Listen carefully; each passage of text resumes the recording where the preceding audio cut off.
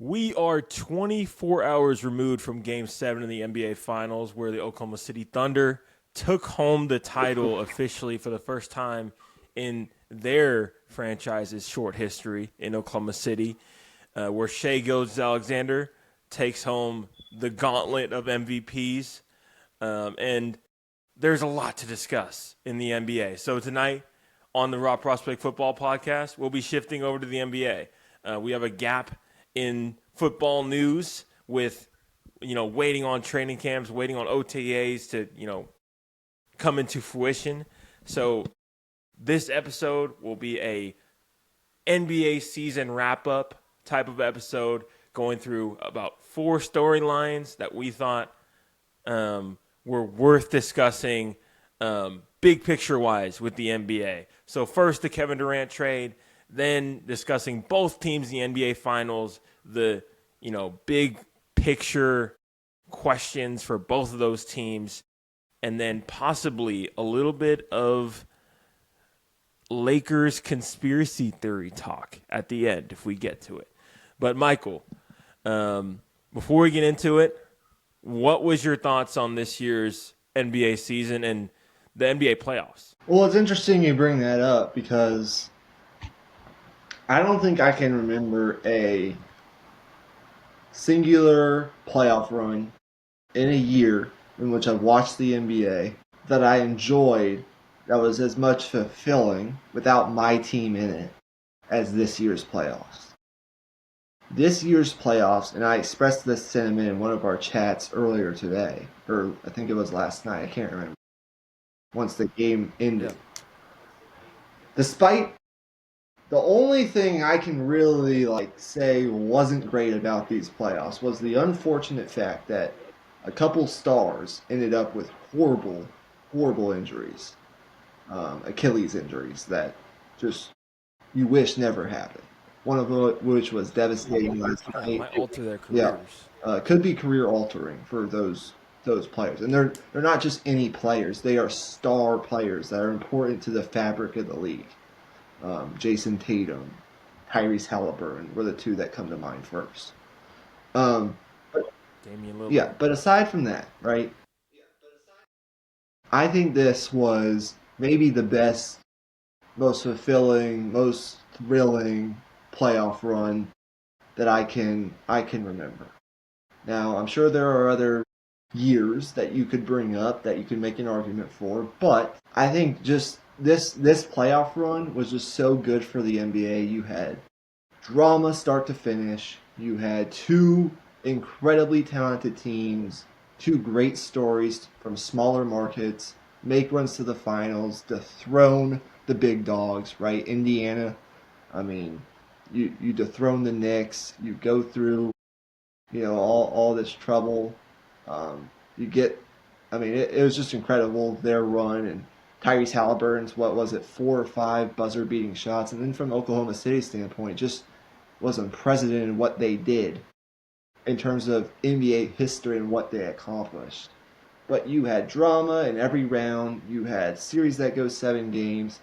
I just think this playoffs and what it did for the league was fantastic. I don't think you could ask for much, much better.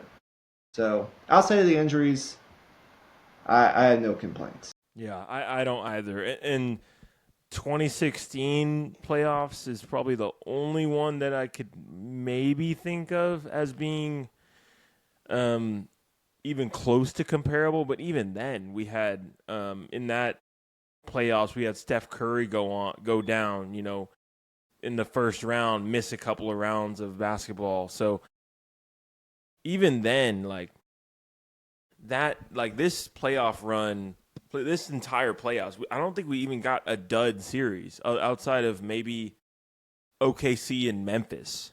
I think that was the only sweep we saw this entire playoffs, which is insane.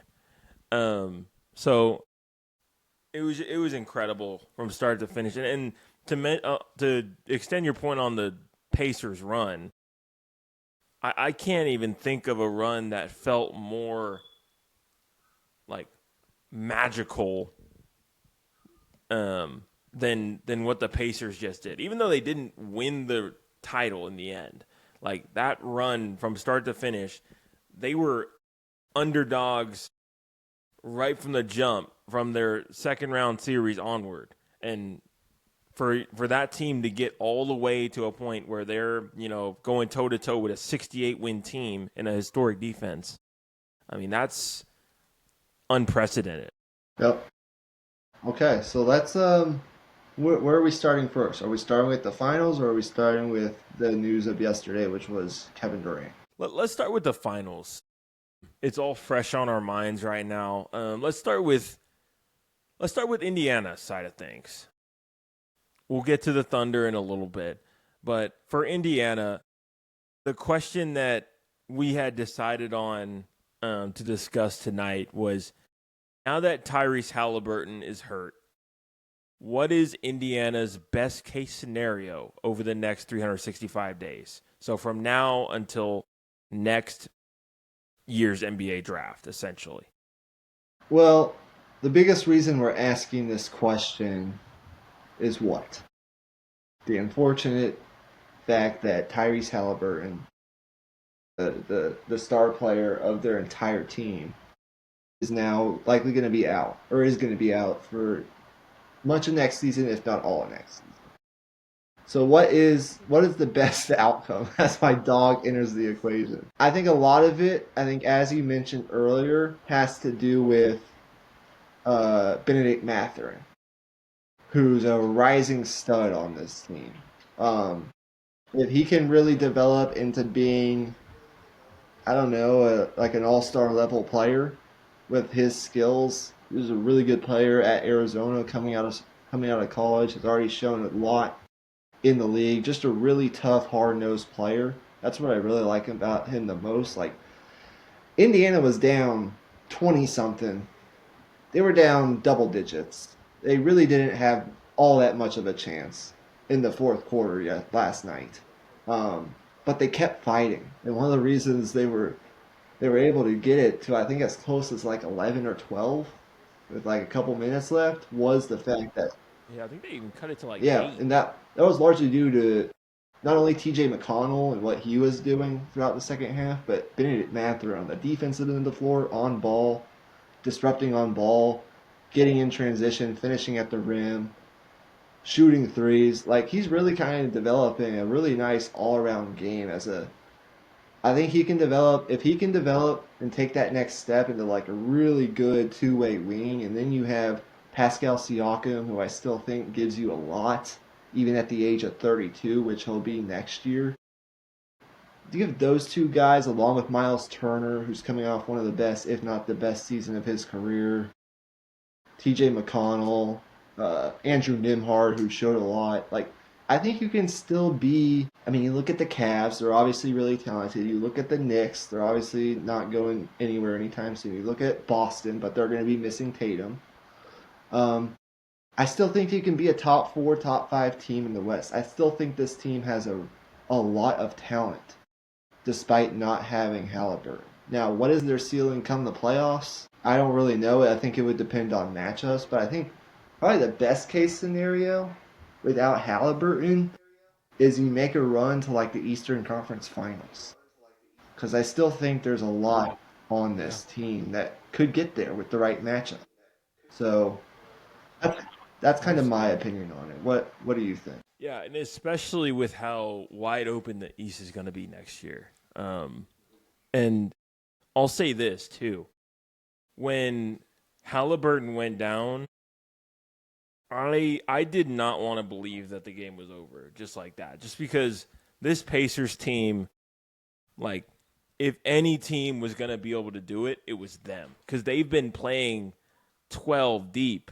Like, they had games in this playoffs where they played 13 guys. Like, they were there on the strength of their depth and their ability to kind of create offense and have guys get hot, like, from a multitude of different spots on the roster. Like, whether it's Obi Toppin, Andrew Nembhard, Neesmith, any of those guys could get hot at any point. So I just didn't want to flat out believe that they were like completely cooked. It didn't end up working out, but they ended up losing by 11 points in the end. And I think that just shows, man. Next year, I think they're gonna be just fine. They've discovered a level of defense that they simply did not have in the regular season on a consistent basis. And if they're able to sustain that at any level, um, their team is going to be just fine. And Pascal Siakam, to your point, also I think displayed a level of help defense on some like Draymond Green level of just mind reading. There was a few plays that he made in Game 7 that were just absolutely ridiculous. Making recoveries, at the basket. He had a play where it was a 2-on-1 fast break, and OKC didn't even get a shot up because he anticipated the pass. He's just he's the perfect, underrated star to have on your Yeah, team. and I think they have players on their bench who really we don't really know about yet, but could be really vital Yeah, parts of their team next year. Ben Shepherd, I think, is a perfect example. So is Johnny Furphy, who's a really good small forward prospect from I think it was last year's class out of Kansas. yeah, Who we really didn't see a right. lot this year, but I think he could potentially factor in next year. Now, as far as I understand it, looking at Spotrac, Indiana has 27 million to work with before they pass the first apron maximum. So I guess they have a little bit of flexibility there. I don't know what they'll be able to bring in this off season that will really move the needle. But I mean, they do have some flexibility. They do. I think they're run really well, good ownership. So we'll see what happens. But I still think they're in as good of a spot as you can be in, losing your All NBA level point guard, um, given the rest of their roster. Yeah, the one thing that I'll look up before we end this little mini segment on the Pacers is Halliburton up for the Supermax this summer? That's the one thing I'm going to look up real fast. While I do that, go ahead and get us started on our OKC segment. Yeah. So I think the conversation we have to have right now, and I think it's two pronged, with OKC winning the title, is first of all what they did this season through the playoffs, start to finish, was unprecedented in the annals of NBA history. The second youngest team ever to win the title in 70 years.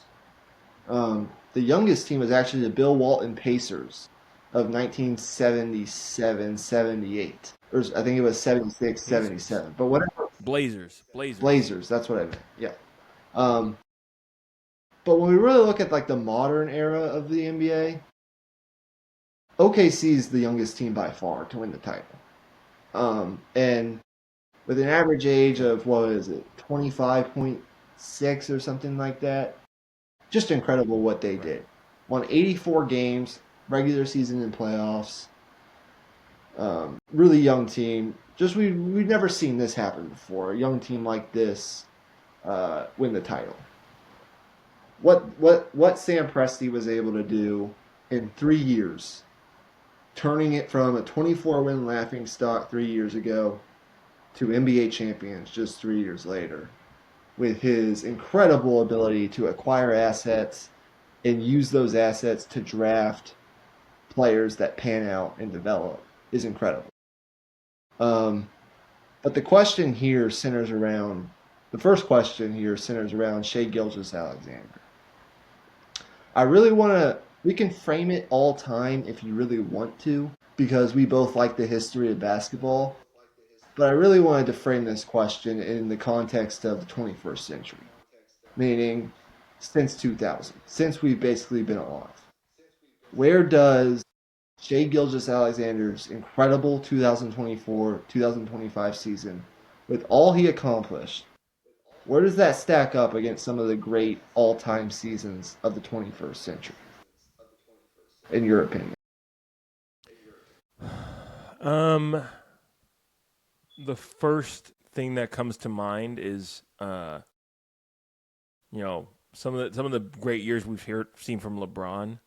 I don't think it surpasses those just because I think Shea had moments throughout this playoff run where his youth kind of showed up a little bit in terms of like making the right reads in different moments, and then moments where he didn't shoot quite as well or didn't make quite as big of an impact as we typically see. But the consistency in terms of getting to his spots, and when he's able to create that space, I think he shoots that mid-range shot, which I would say is like 8 to 17 feet.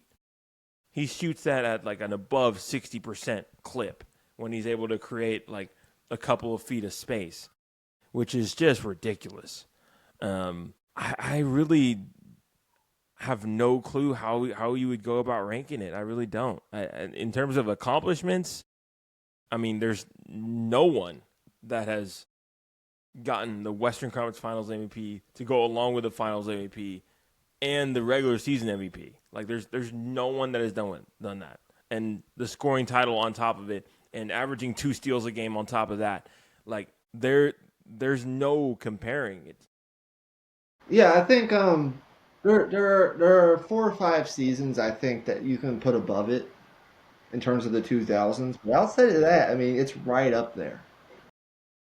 Here are the seasons that I think are obviously stand out to me. Just doing my research. Shaq's 2000, 1999-2000 season at the turn of this century was unbelievable. He averaged over 102 games, 30 points, 14 rebounds, 3 blocks. Just he was, I mean, that was really at the peak of his powers. In 6 finals games, he averaged 38 points, 17 rebounds, 2.8 blocks, 2.3 assists, and 1 steal on his way to his first championship and Finals MVP. It's hard to compare guard to center. Maybe the most dominant center we've ever seen, but he's up there like at the top of seasons in this Right. century. Um, LeBron is absolutely one. I mean, maybe the best player of all time. 2012, 2013. I think we all remember that season, right? Just unbelievable. His fourth and final regular season MVP, his second finals MVP. Um, Dominant at both ends of the floor. 27 points per game. Just like vintage. That's right up there as well. I think you probably put Jokic, um, 2022, 2023 up there. Um, there are a Yeah. couple other seasons I might have an argument, including Steph Curry, 2015, 2016, where he averaged Maybe 03 03 Duncan? Duncan Maybe? is absolutely in the conversation. But outside of those, like historic seasons, I mean, SGA, I think you can stack it up. It definitely inside the top 10 of this. I think he's in the top 10 of this, the greatest individual seasons of this century because, Century. yeah, because he finished with the 21st century since 2000, because he finished the job with the title. If he didn't finish the job with the title, it would be a different story. But since he was able to finish the deal, lead this franchise to its first championship, win the Finals MVP, lead the league in scoring. Not only just lead the league in scoring, average the most points per game ever for a leading scorer on a Finals winning team, better than Jordan. Um, just incredible what he was able to accomplish, start to finish. Averaged 30 points in the playoffs. Like, just in terms of accomplishments, both team wise, winning 84 games, being first seeded in the tough Western Conference, just beating a tough, hard nosed Indiana team that seemed to never die. Um, I'd put it up there. It may not be top 5 because you have other great seasons, but it's definitely, I think, in the top 10 of the 2000s. I might be short sighting myself there, but I think there's a very, very good argument for that. The other question I wanted to bring up before we move on to our other question about the Thunder is SGA now the best basketball player that Canada has ever produced, or is that still Steve Nash? I I think I give the edge to Shea, um, just because I think also you look at the Canadian national team and what Shea has been able to do with that, medaling in the FIBA World Cup, and obviously this is like a golden age of Canadian basketball, but also just he's at the forefront of that, and um, I think it's more so just Shea is just a more aggressive as a scorer, and it shows up in a different way. They both make an extreme impact on the game, um, but Shea has those counting numbers, and then you add on the winning on top of that. So it's early on in Shea's career. He's still, you know, set to accomplish a lot more. But I think I would already give him that slight edge. Yeah.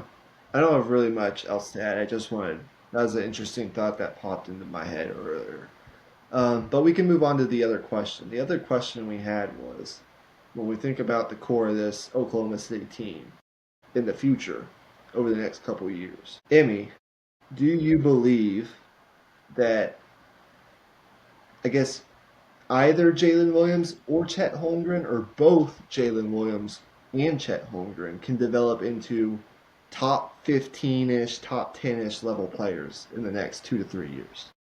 And if they do that, what does that mean for Oklahoma City? Like, how many championships do they win if that happens? Well, I think the sky is the limit for Jalen Williams and Chet Holmgren. There's no question about it. I think for Chet Holmgren in particular, it's more so just about him staying healthy.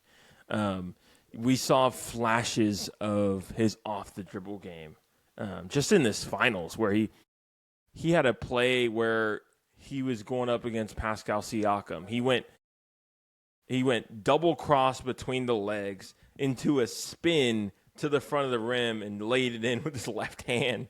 And Pascal was just standing there like, what do you even do with that? I mean, he's listed at 7'1", but I don't even think he's 7'1". I think he's like 7'2", 7'3", probably. Long, lanky, has a handle, a jumper. I don't know what you do with that. Once he becomes more aggressive and more, I guess, more experienced as a scorer, because I wouldn't even say he's not polished. I think it's just more so he needs to remove the fluff out of his game in terms of shot selection. Yeah. If he only takes the highly prioritized shots that are available to him, then he'll immediately, from the jump next year, average more than 20 a game. It's just whether or not he will be able to do that. And I think it'll take a couple years for him, given the construction of this team, but I see him becoming that. Jalen Williams, I think that you could make an argument he's already there, but I absolutely think Jalen Williams has the ability to be not only a top 15 player, he could be top 10 when this is all said and done, given his body type. And I really like the mindset that he brings to the table as well. He's relentless getting to the basket. Even if you cut him off the first time around, he's going to keep coming at you. And I think that's an underrated trait for a scorer. A lot of guys like to settle a little bit for those mid-range and those jumpers. And he's good at those, but he knows his bread and butter is getting all the way to the rim. And he's just going to keep coming at you. Yeah, I think that might be his. That's really important because at times in these playoffs, some of the time when OKC had its struggles throughout these playoffs as a younger team, Jalen Williams was somewhat struggling to score the basketball. But it wasn't because he wasn't creating good shots or he wasn't shooting the ball. He just wasn't making the shots. But I think that ties into your point. Like, this guy's relentless. He continues to attack. And he's only going to diversify his offensive skill set. How young is Jalen Williams? 4? What, do you know his age off the top of your head? He's like 20. He's like 23. Yeah, I want to say he's still really, really young. I think he's still yet to enter like his prime as a basketball player. He's just tapping, I think, the tip of his potential. I would make a bet that he becomes like a top 15 level player. If he's not there already, I think he's right outside the top 20 right now. He's hovering around there, somewhere in that range. But he doesn't have that far to go to get into the top 15, top 12 because of his ability to, I guess, make an impact on both ends of the floor. And then Holmgren, I mean, that guy, his potential's limitless with I think the biggest thing you saw in these playoffs is even when he wasn't really scoring at a high rate, the defensive impact at the rim, which we knew was there coming out of college, but just blocking shots left and right, keeping his balance, not fouling. On both ends of the floor, both those guys have really, really high potential. For Holmgren, it's more about taking care of his body and staying healthy. He missed 40, 50 games with a fractured hip. Not great this past year, but still was able to come back and make an impact in the playoffs. I think that's important to see, both for the Thunder organization and if you're a Thunder fan, um, or just a fan of the NBA. Um, but Jalen Williams, like both of them, if both of them become top 15 players, what do you think that means for Oklahoma City? Because there's no guarantee that they ever win a title again. It's really, really hard to get back. But if you've got Shea, if you got Jalen Williams, and if you've got Chet Holmgren, like the sky's the limit. Like how many? I just wonder. Maybe it's a rhetorical question that doesn't even need to be answered right now. But what happens there? I mean, in the era of not being able to keep super teams together, the Thunder have it different because they drafted and developed these guys and they have their bird rights.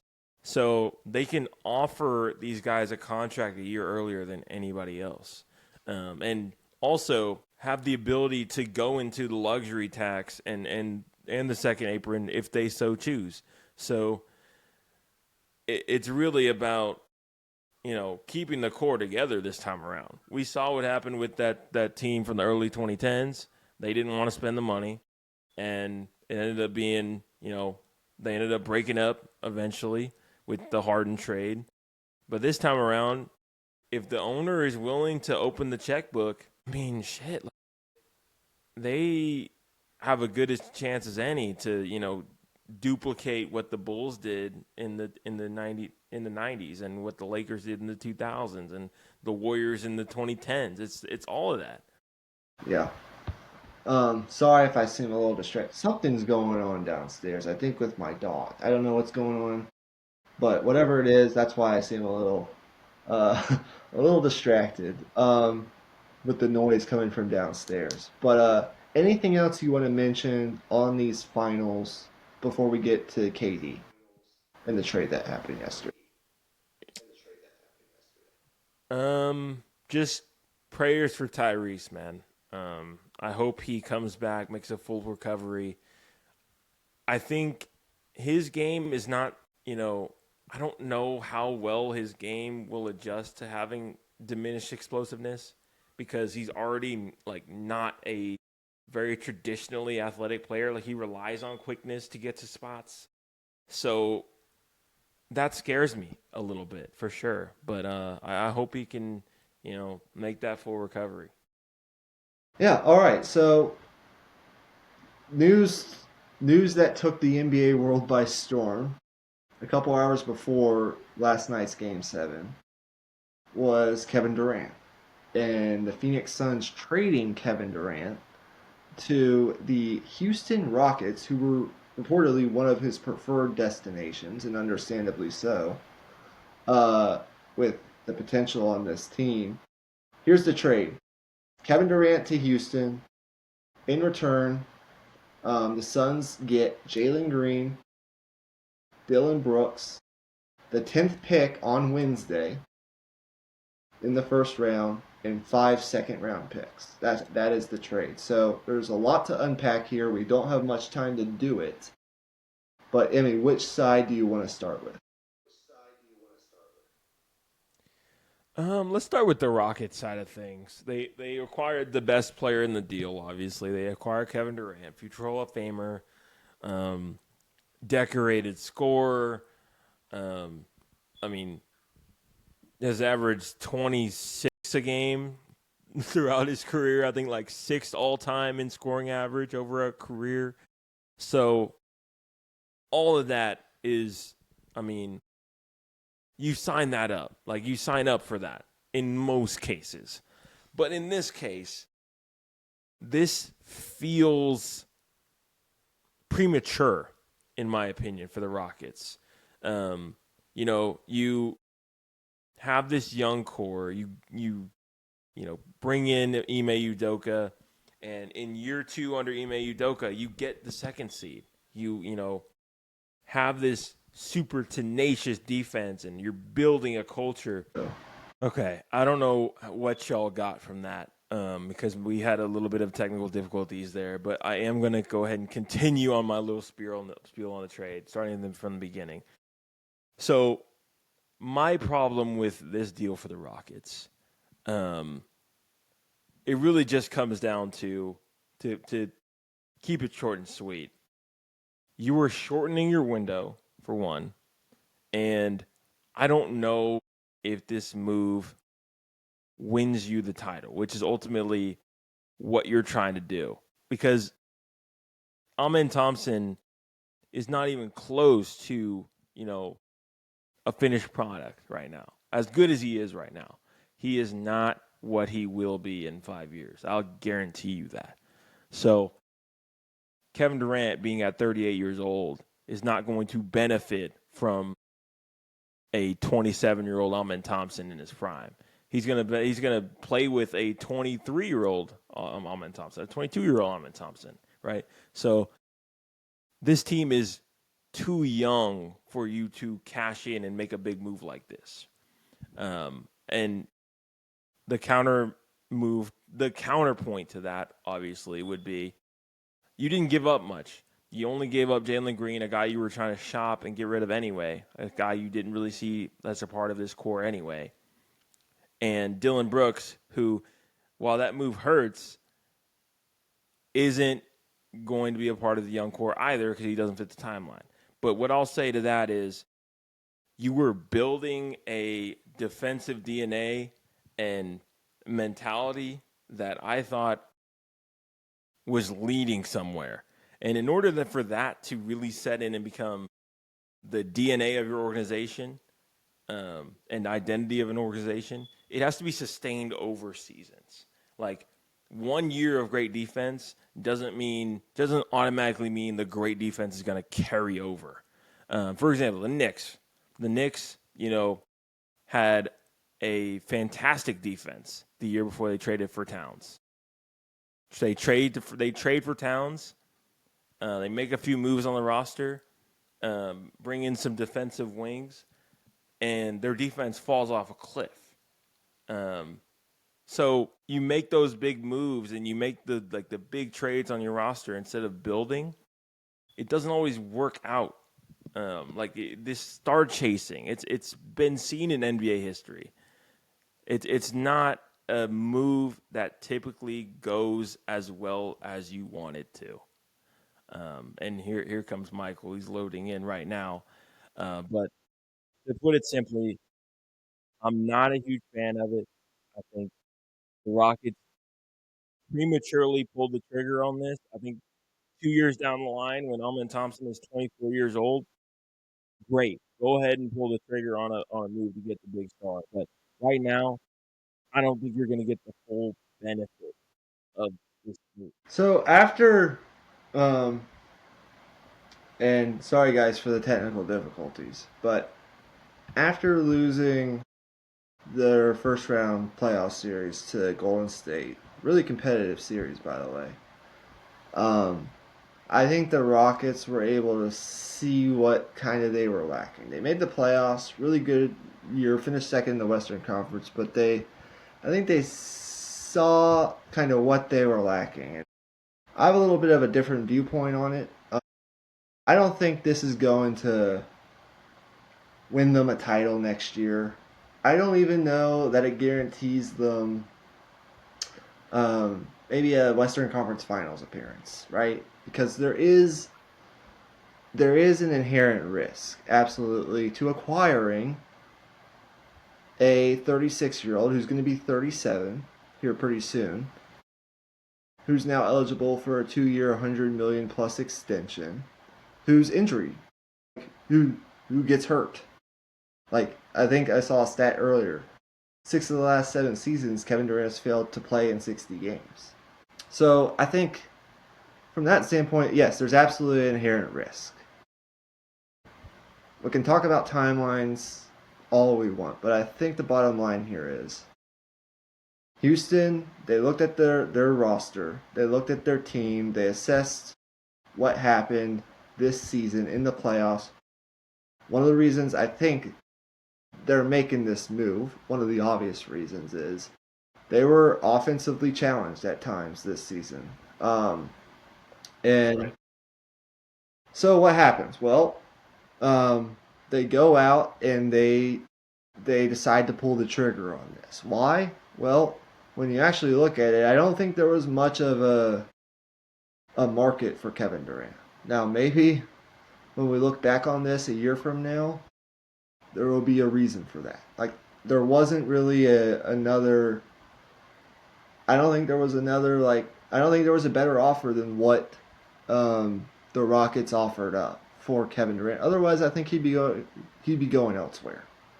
Unless the Yeah, Suns are he'd just probably that, be going to Miami right now. unless they were just that incompetent, right? And we'll talk about them later. Um, but I think they go out and they get KD, who solves one of the who, if he's healthy, right, and most importantly, if he's healthy in the playoffs, will help them with one of their biggest weaknesses because Durant is still one of the best isolation scorers in the league. Um, I mean, still one of the most efficient, high volume players in isolation this past season. Um, and I think the attention that he'll draw in half court offense, which is one of the areas I think Houston struggled a lot this past year. Um, I think the attention he'll draw in half court offense, Houston's half court offense ranked 22nd last season, will lift some of the pressure and help the floor spacing with Van Vliet and Jabari Smith and Alperen Sengun and Amen Thompson and all of these other young players that they still have on this team.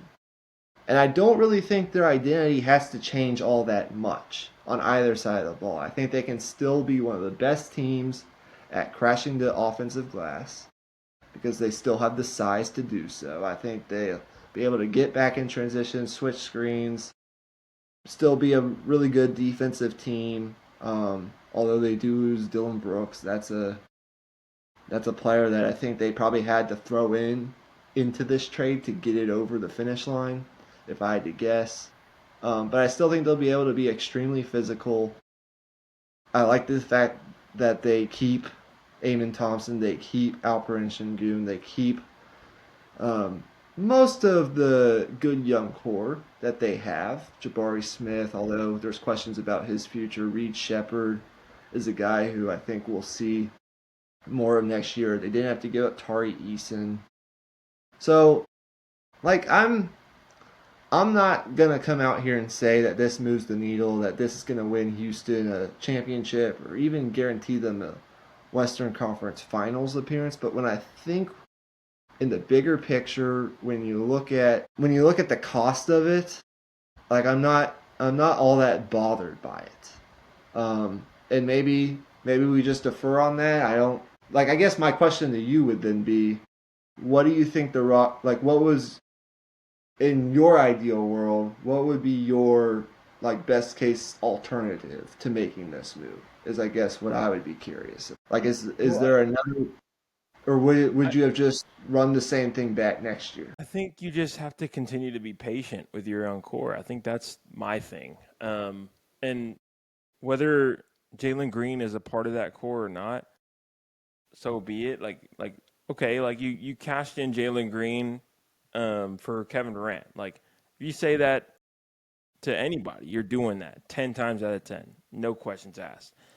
But I think I'll ask you this: like when was the last time Kevin Durant was a key cog in an elite defense? It's been a while. It's been a while. So does he fit the culture they have? Does he fit the defensive DNA they have? That those are the questions that I ask. Um, I'm sure they'll figure it out and they'll win plenty of games.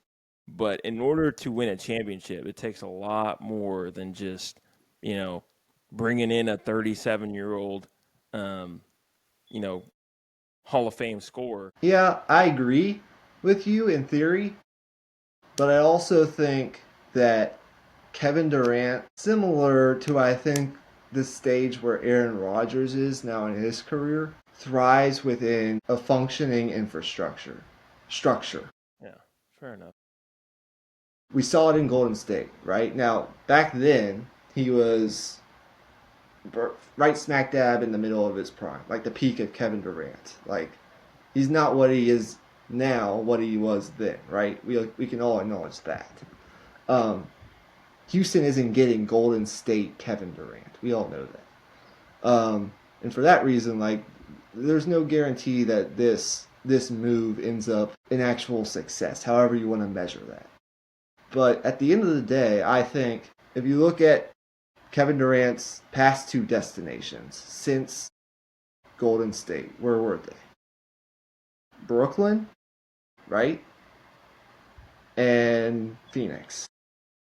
And when I look at those two setups and those two rosters, I just don't think those two rosters, those two infrastructures were as well set up as Houston has it right now.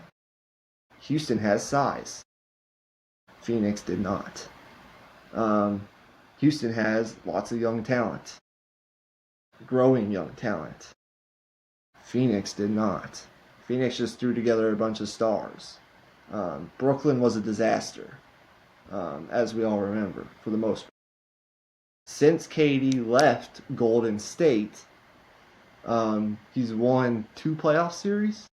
So yeah, I mean, from that standpoint, like, it hasn't been great. But I also don't think the situations he's put himself in, fault of his own or fault of other people, I think there's a lot of blame to go around there, have been as good as Houston is set up right now.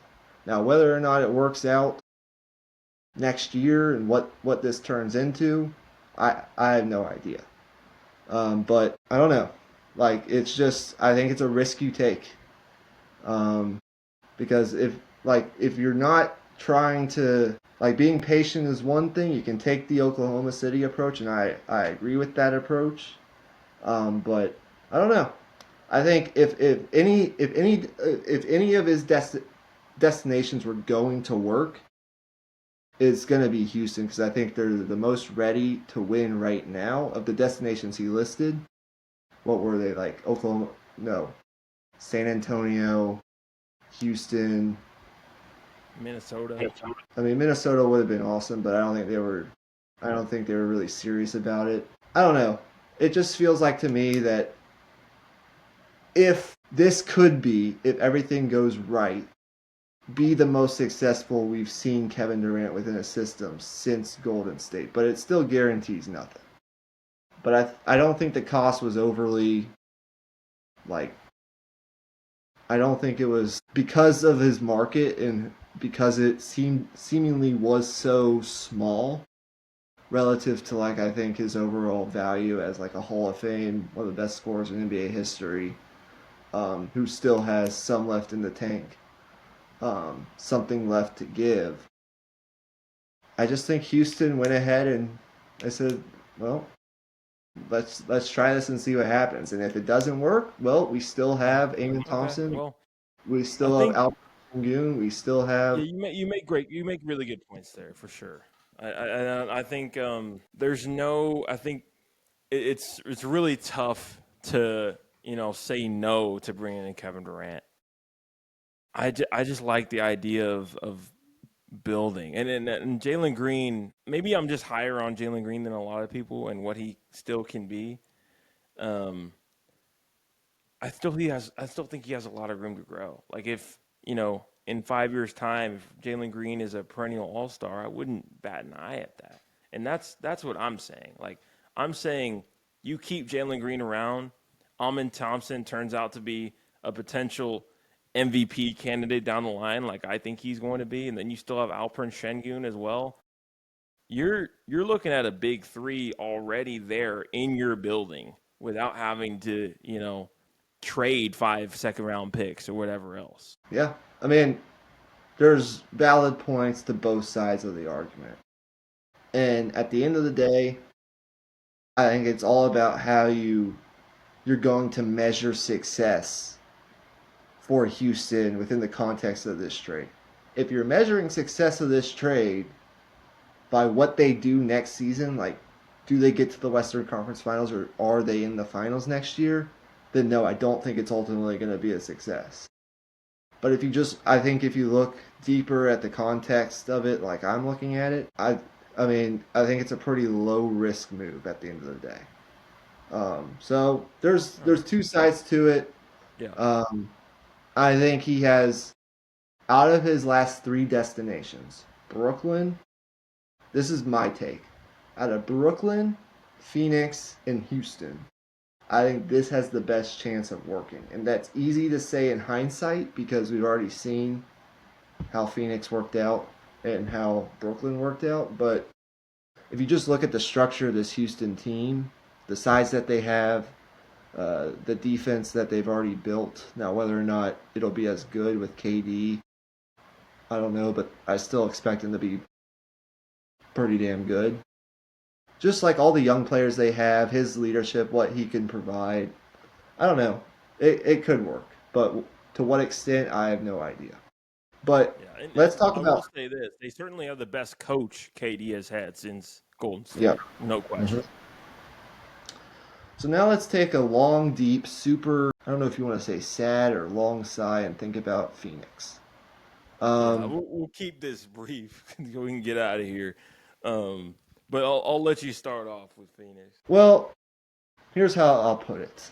Um, we knew the return for Durant was likely going to be light for a player of his caliber just because his market wasn't as robust as maybe it would have been a couple of years ago. Definitely would have been a couple of years ago. Um, but it was actually pretty remarkable to see how thin it was when you really consider things. Basically, what Phoenix has done here is they've turned Mikal Bridges, Cam Johnson, Jay Crowder, and three unprotected first round picks. The I guess assets they gave up for Kevin Durant into Dylan Brooks, Jalen Green, and 5 second round picks and a first round pick, basically. Not great when you look at it from that standpoint. Now, there's nothing they could really do because they put themselves in a bad situation. We all know that. We've talked about it before. Um, and now it was just kind of salvaging whatever they could because they had to do this now. There was no other choice. They weren't going in any sort of productive direction with Kevin Durant, with the current structure of their roster. They don't have really any draft picks. They just need to get whatever they could for Durant. But I think it's pretty obvious that they probably waited too long. Not probably, I think they did wait too long to do this, to pull the trigger on this. This is something I think should have happened a while back. But they waited to the last moment. I think they sabotaged most of their leverage. They let Durant kind of shrink his market, kind of pick where he wanted to go. Um, there, I just don't think there was any real opportunity to really canvass the league for better offers because of how long Phoenix waited and just the situation they put themselves in. With kind of bad roster management. Um, Yeah. it was either exactly what Houston wanted to give them or whatever the Miami Heat were willing to surrender. And I can tell you this, like the Spurs, They had some conversations with with the Suns, but they were never really gonna offer much, if anything, for Durant. They were never really getting Durant. I think the Spurs are more on the timeline that you were speaking of with the Rockets, which is we're just gonna, unless something incredible comes up, right, next year when when we really think we're ready to maybe take that next leap, we're just trying to make the playoffs next year, take the next step as a team with a 20-year-old Wimby and a 20-year-old Steph Castle. Like we're even younger than the Thunder are, and we're just trying to take that first step in team maturation. But with it there was really no win here for Phoenix. I think the only way they really win this trade, like what is there any scenario in your opinion where Phoenix wins this trade, or how can they win this trade? Like what has to happen for them to win this trade? Maybe is the better. Well, I think if to win this trade, you have to trade D Book. I think that's the only scenario because I don't see Jalen Green and D Book, you know, doing any type of having any type of success together as a backcourt. That's a very um, I don't want to say bad defensive backcourt because Booker has been decent defensively these last couple years, and he showed that at the Olympics he can defend. But Green in particular is not a particularly good defender, and point of attack defense is so important in the NBA. The Thunder proved that this year, I think, and also the Pacers as well with Nemhard and Neesmith and all those guys. So, man, I think you got to trade D Book. You got to start flipping assets, and you got to kickstart this rebuild. And then maybe if you're lucky, 4 years, 5 years down the line, Jalen Green averages 30 points a game. Mm-hmm. But Yeah. even then, it's yeah. Where does this leave the Suns? Basically, the question. Then we'll get out of here. Basically, how I see it is they just traded their best player, the best player in this deal, for a return that maybe you can argue barely puts them on a brighter path than they were just 24 hours ago before they made this trade. Like the draft equity that they acquired will help them a little bit, you know, but you're putting a lot of faith in this new front office who really hasn't proven much of anything. Everything they really put their hands on hasn't worked, to nail the 10th pick. And that's really getting into an area in the draft where there are no guarantees. Like beyond Yeah, the no. best four players in this draft, beyond the top two players in this draft, there are no like guaranteed impact players. I don't think. Yeah, and So you ask some people, and they're not even so sure about the second player either. I disagree with Hollinger in that. particular from the Athletic, but I just no, that I just but but we obviously we're not. Yeah, we're not those people. But it's not like it's not even like 100% consensus, which is you know the, tough. yeah. So I look maybe they'll trade the 10th pick for some other pieces that can better try to help them win next year with D Book. Who knows? Um, maybe they try to flip Jalen Green for more assets in the future. I have no idea. Maybe I just yeah I think you got to look into trading Devin Booker. You got to think about whether or not he wants to be there long term now. Because that's really your only opportunity to get the kind of assets that will really jumpstart a big time rebuild in an effective way. But at least if you're Phoenix, you took a step in the semi right direction with this. All right, I'll Yeah, let you wrap this up. Even though that went longer than we expected with technical difficulties and things of that nature, it was still really good conversation. Always great to talk some basketball. for sure, man. NBA is always fun. The free agency is coming up. Obviously, the NBA draft Wednesday. Um, we'll be back talking NBA at some point. Maybe not in the near future, but definitely on Deep in the Heart of Sport. Deep in the Heart of Longhorn Sports. Stay tuned for some NBA draft content here in the coming weeks. But until next time, that's going to do it for us. Peace out.